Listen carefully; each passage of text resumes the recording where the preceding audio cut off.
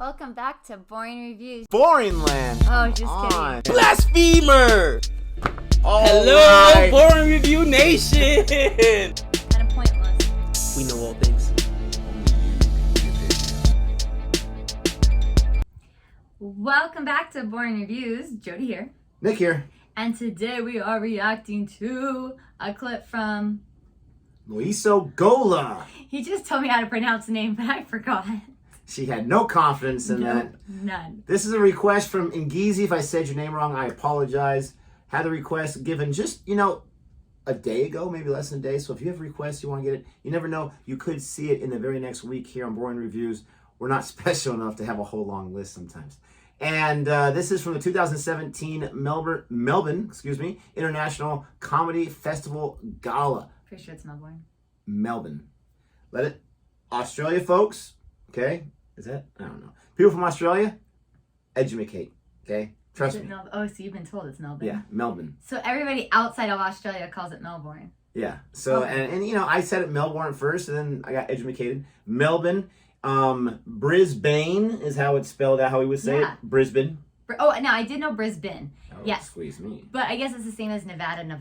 Like if you live in Nevada, you say Nevada. But technically, everybody else says Nevada. Oregon. No, and we hate Nevada. No. It's just like Australia is actually pronounced Australia. So, good day, mate.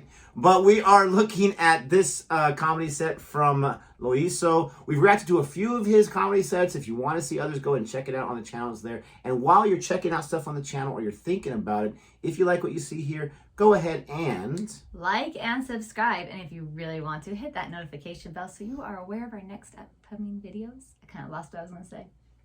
You get it. You've heard it so many times before from other YouTube channels and maybe ours. So let's go ahead and check out what he's got for us. Like I said, we have two other reactions featuring Mr. Gola.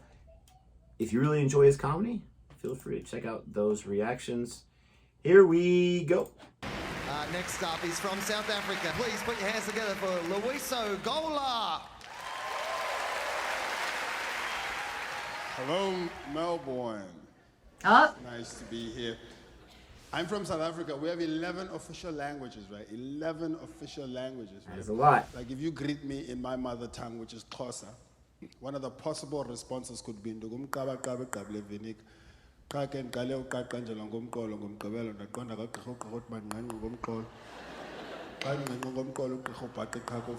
a click language. It's so amazing. You think like that would hurt? I don't know if their teeth they're clicking or what. Right? Why would you clap? It's my language. Well, I clap when you speak English. Okay, say that shit again. Oh, it's amazing. But I know what you're thinking, though. He must be great with dolphins. Oh, God. I'm fantastic with dolphins. They love me. They're just a bit rapey.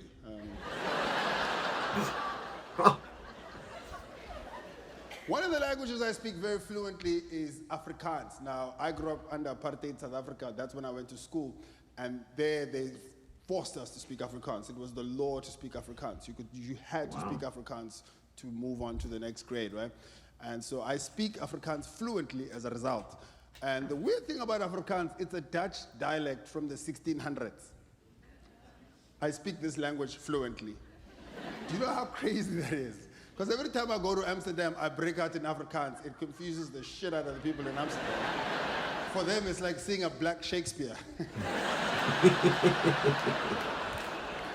I want to hear it. I mean, this is for charity. What I like to part with is the idea that we need to get along, As human beings, we have more in common than not. Muslim people and Jewish people have more in common than they know. For instance, they both don't eat pork. What? Ha! Which got me thinking, maybe there's some shit in pork that calms you down.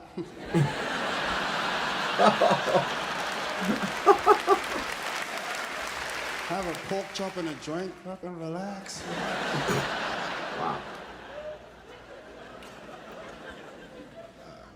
That's it. That's my time. You guys have been good. Good night. Whoa, that was so come short. on. That's it? Oh my gosh. Okay, so that was super, super short. if you had not seen that before, you expect like a comedy set, kind of like I knew it was short, but holy cow! I didn't look at the time limit. I don't look at the time either. I never do, because sometimes like they're super long, and which is fine, but like if you That was crazy. okay, that was super short. I was not expecting that. Well, if you watch this reaction, we apologize for that being so short. We appreciate the suggestion. We always work off of requests. That's how we run the entire channel. But it felt like, you know, you got like an appetizer, this set, and this set, but then you were left wanting more, right? Yeah, it felt a little bit disjointed. Just a little bit. Like I wanted a little wrap up, bring it all back together. Yeah. I wonder if it was edited differently. I don't know. But I am getting more used to his style. Yes. I mean, from the three that we've seen now, and if you count this as one of them, he goes out there and he just says whatever he wants. It's almost like he tries to get the audience to feel just a little bit uncomfortable. Yeah. Like talk down to them as part of his strategy. But I mean, he just really does not care. He'll say whatever he wants to say. And I mean, that one part was hilarious where he's like, why are you clapping? Yeah. And he knew he was going to get that response. Yes, it wasn't like a surprise. But that kind of stuff is just is hilarious to me because you're making fun of the audience without calling them stupid, but you didn't intentionally. Yeah. This guy's hardcore. He is. Well, and what's funny is he's always very laid back in the sense of he shows up with like a t-shirt and he just kind of sits out, you know. Trevor Noah's usually got his like suit jacket on of some sort and dresses up and kind of walks around the stage, where he tends to stay more in one area and he's just more casually dressed, and nothing wrong with it. It just goes with his style. So as we were finishing up this video, we thought, you know, here's another video. And I think is this the same one or is this a year later? Yeah, this is the next year. So it's a little short video. It's a little longer than the last one. We thought, why not put 2 in 1? We're going to go ahead and check this one out right now. So bonus reaction. Woo! I love bonus. It's like the bonus fry at the bottom of the bag when you go to fast food. Bonus fries, Jim Gaffigan. Here we smell.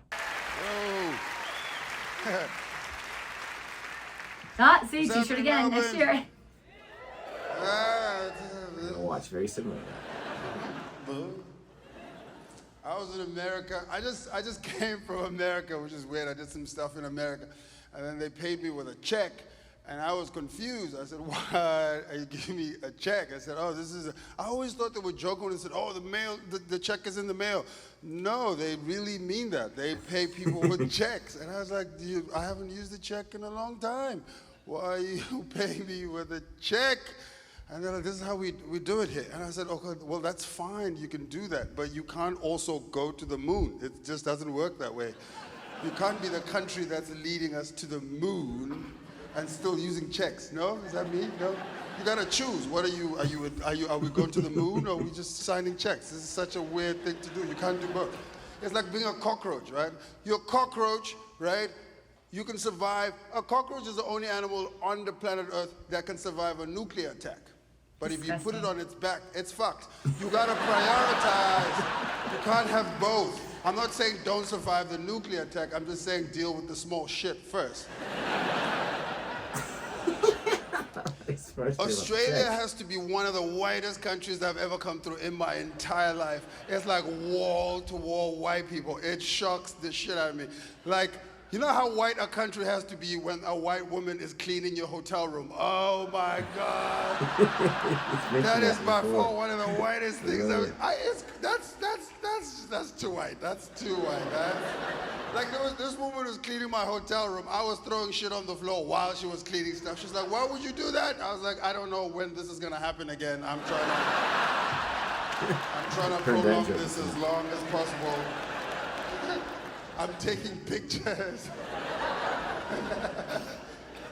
putting it on my family WhatsApp group. Everyone's like, oh, you're killing it, son.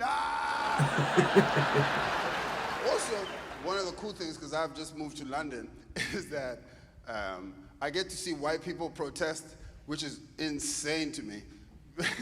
But I love the stuff that you protest about, right?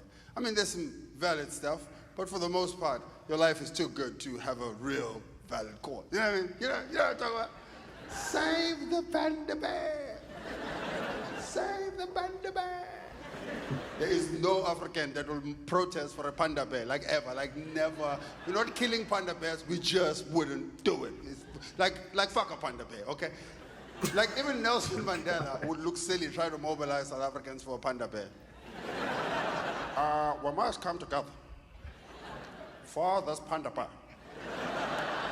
We must treat this panda bear like a dog or a cat, or any other animal that's domesticated. But we must be sure we are only protesting for the black parts of the panda bear.